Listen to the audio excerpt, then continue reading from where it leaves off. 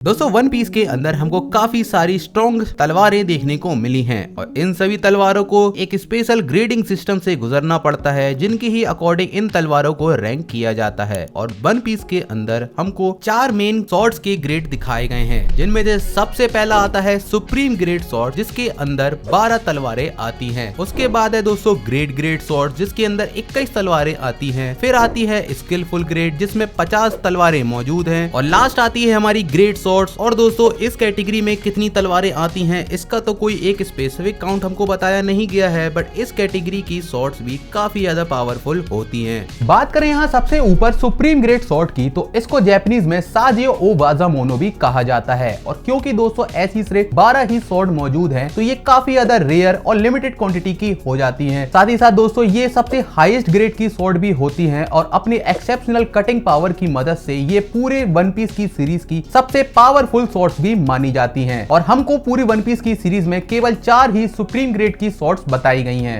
और one piece के अंदर जो सबसे पहली सुप्रीम ग्रेड की सॉर्ड हमको देखने को मिली थी वो है योरू, जिसका ओनर है यहाँ पे वर्ल्ड का स्ट्रॉन्गेस्ट सॉर्ड्समैन हॉकाई मीहॉक। साथ ही साथ दोस्तों ये भी माना जाता है कि ये तलवार दुनिया की सबसे ज्यादा पावरफुल तलवार भी है। जो दूसरी सुप्रीम ग्रेड की सॉर्ड हमको देखने को मिली है वो है दोस्तों मुराको मुगरी और इसको वाइट बियर्ड कैरी करता था। साथ ही साथ ये वन पीस के अंदर सबसे बड़ी तलवारों में से एक है। दोस्तों फिर आती है हमारी पायरेट किंग गोल्डी रॉजर की तलवार एस और इसी के नाम पे उसने अपने बेटे का नाम भी एस रखा था। अब उसकी तलवार कहाँ है ये तो नहीं पता, बट उसके बेटे का यहाँ पे मरीन फोर्ड में आका इन्होंने डोनट बना दिया था। दोस्तों जो चौथी हमारी कंफर्म सुप्रीम ग्रेड की स्वॉर्ड है वो है सोदाई कितेत्सु, जो कि हमारे वन ऑफ द 5 एल्डर यानी कि गोरोसाई में से एक गांधी जी यानी कि सेंट ईथन बैरन के पास मौजूद है। और क्योंकि दोस्तों ये कितेत्सु सीरीज की स्वॉर्ड है तो ये एक स्पेशल कर्ज को कैरी करती है जिसके बारे में हम लोग अभी आगे चल के वीडियो में बात करेंगे। दोस्तों अगली हमारी ग्रेट सॉर्ड जिसको जापानीज में ओ वाजामोनो भी कहा जाता है। अब वैसे तो दोस्तों ये भी काफी ज्यादा पावरफुल सॉर्ड्स होती हैं, बट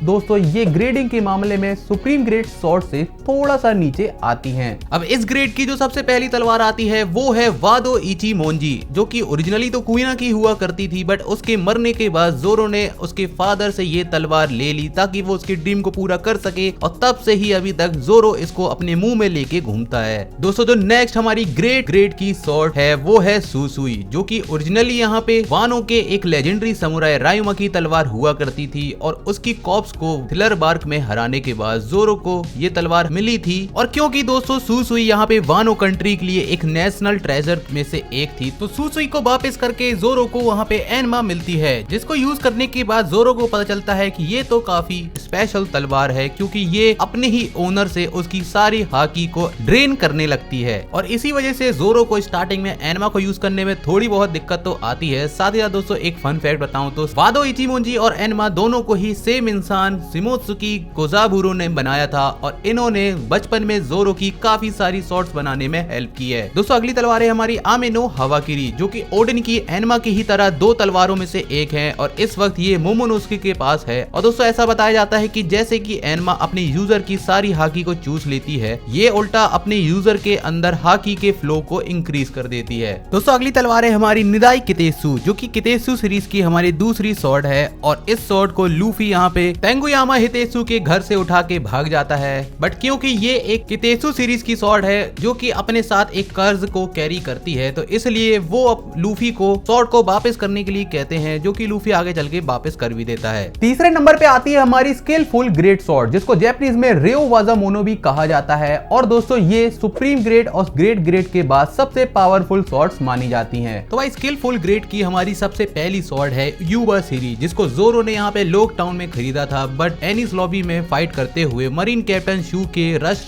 फूड की पावर से ये तलवार टूट जाती है। नेक्स्ट है हमारी काशु और यामारोशी, जो कि पहले तो किसी पायरेट्स के पास हुआ करती थी, बट इस वक्त ये दोनों सॉर्ड्स यहाँ पे तशीगी के पास मौजूद है, जिसका यहाँ पे सपना है सारी लेजेंडरी सॉर्ड्स को कलेक्ट करने का। दोस्तों चौथे नंबर पे आती है हमारी ग्रेट सॉर्ड जिसको जापानीज में वाजामोनो कहा जाता है। अब होती तो ये भी काफी ज्यादा पावरफुल है, बट बट दोस्तों ग्रेडिंग के मामले में ये सबसे नीचे आती हैं। और इस कैटेगरी की जो हमारी सबसे पहली स्वॉर्ड है वो है सांदाई कितेसु, जिसको जोरो ने यहाँ पे लॉकडाउन में ही खरीदा था। और दोस्तों ऐसा माना जाता है कि सभी कितेसु सीरीज की स्वॉर्ड के अंदर एक कर्ज मौजूद रहता है, जिसकी वजह से जो भी उसका यूजर होता है वो आगे चल के मर जाता है। इसी वजह से जोरो ने सांदाई कितेसु को खरीदने से पहले अपने हाथ को दांव में लगा के उसका टेस्ट लिया, जिसके बाद ही उसने उसको परचेज किया। और एक और जो कंफर्म इस कैटेगरी की स्वॉर्ड है वो है शिगुरे, जो कि तशीगी के पास मौजूद है और ये तशीगी की पर्सनल स्वॉर्ड है। दोस्तों वन पीस के अंदर हमको कुछ ऐसी भी स्वॉर्ड्स देखने को मिली है जिनके ग्रेड या फिर रैंक के ऊपर हमको कोई कंफर्मेशन तो नहीं मिला है, बट ये स्वॉर्ड्स भी काफी ज्यादा पावरफुल होती हैं। और इनमें से सबसे ज्यादा पावरफुल मुझे जो लगती है वो है हमारे हाकी मास्टर सेंक्स की तलवार ग्रिफॉन, जो कि दोस्तों नो डाउट मुझे 100% लगता है कि ये हो ना हो एक सुप्रीम ग्रेड की स्वॉर्ड हो सकती है। साथ ही साथ दोस्तों हम यहाँ पे ट्रफालगर लॉ की स्वॉर्ड की कोकू को भी नहीं भूल सकते, जो कि सुप्रीम ग्रेड की स्वॉर्ड ना सही बट एक स्किलफुल ग्रेड या फिर ग्रेड की स्वॉर्ड हो सकती है। और ऐसे ही काफी सारी अनरैंक बट पावरफुल स्वॉर्ड्स हमको वन पीस के अंदर देखने को मिली है, जो मैंने मेंशन नहीं करी, बट तुम लोग उनका नाम मुझे कमेंट सेक्शन में बता देना। अगर तुम लोग को ये वीडियो हेल्पफुल लगी हो और तुम लोगों को कुछ अच्छा जानने को मिला हो तो प्लीज वीडियो को लाइक कर देना, चैनल को सब्सक्राइब कर दो। साथ ही साथ मुझे कमेंट में ये भी बताना कि तुम लोग ऐसे ही कौन कौन से वन पीस के टॉपिक्स पे वीडियो देखना चाहते हो, तो मैं उन पे डिटेल वीडियो बना के पोस्ट कर दूंगा। मिलते हैं नेक्स्ट वीडियो में, बाय बाय।